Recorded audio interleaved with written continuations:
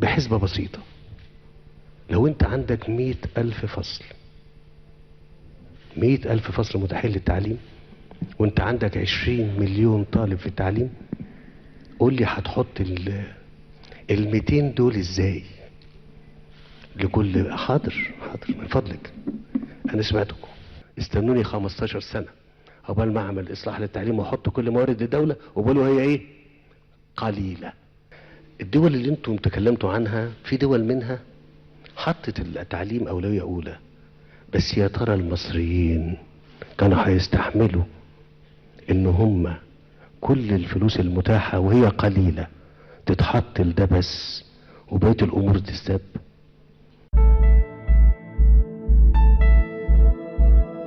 موارد الدولة حتى لو اتحشدت التعليم قليلة، بكام ومنين؟ من فضلكم يا كل مصريين لازم تعلموا كلمة بكام ومنين.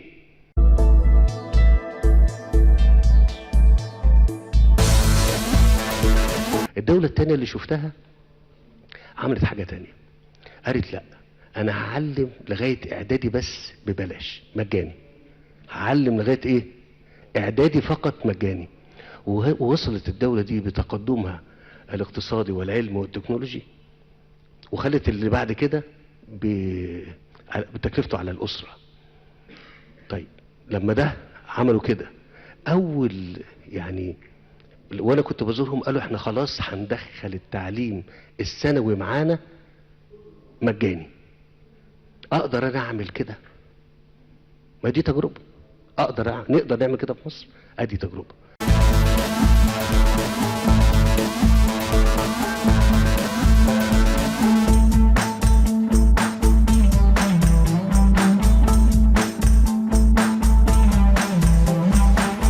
لو انتوا اتكلمتوا على 20 يبقى عايز 1,000,000 فصل. منين وبكام؟ اجيب منين وبكام 1,000,000 فصل عشان احط 20؟ او ان انا اقول ان انا هخليهم حتى على 3 مرات، يبقى 250,000. لو قلت 4 مراحل او 4 فترات يبقى 250,000 فصل. انا عندي ده؟ لا. طب اقدر اعمله؟ لا. طب لا ليه؟ لان حتى المتاح من الموازنة كلها ما تقدرش تعمل لي كده.